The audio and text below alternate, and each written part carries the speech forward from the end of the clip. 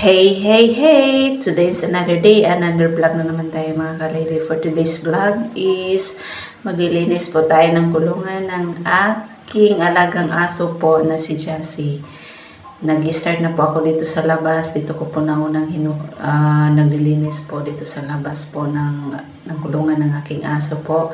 Everyday ko po yung nililisan kasi po, yun na, yung mga tahi-tahi ng aso po, kailangan everyday din nilinisan din yan para hindi siya magkasakit at lalong-lalong hindi na din tayo magkasakit po mga kalady.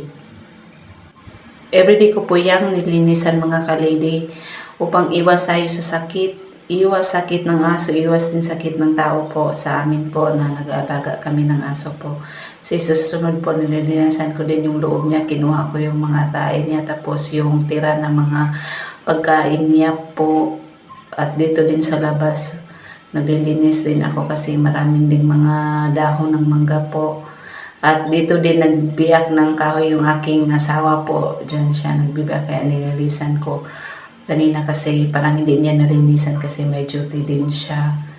Yan po yung motor niya at yung isa yung dinala niya ng motor po. Then, pagkatapos pong naglinis ng aso, nag-start na din ako maglaba po kasi dami ko ding labahan po mga kalady. Galing po ako sa duty niyan mga kalady. Kaya yung decolor niyan, tapos na po nilaban ng aking asawa, kaya puti na lang yung nilalaban ko po. Kasi kailangan din tayong malalaba mga kalady kasi dami nang lalabahin po mga kalady yan. Nilagyan ko muna siya ng Sundrox, binababad ko kasi para mabilis matanggal yung mga dumi po. Yan yung ginagawa yan po yung ginagawa ko po pag lalo na naglalaba ako ng puti po. Nilalagyan ko muna siya ng Sundrox po. At ayan mga kalady, ni-start ko po ng kusok kamay lang po tayo kasi wala tayo washing machine mga kalady. Yan po, tiis-tiis lang muna tayo kasi wala pa tayong pambili yan. Pagkatapos yan,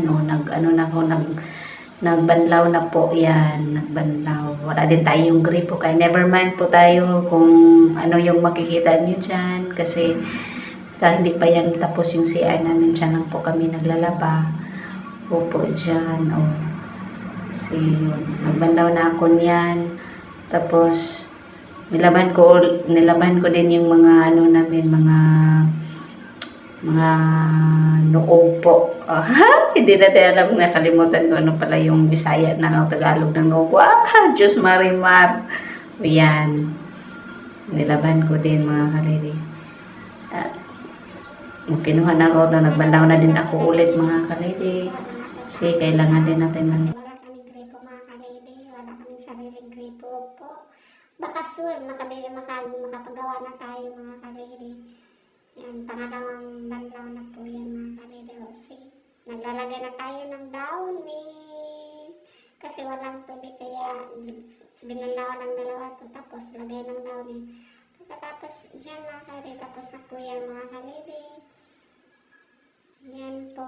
And thank you for watching mga kalidi. See you tomorrow for my next video. Bye-bye.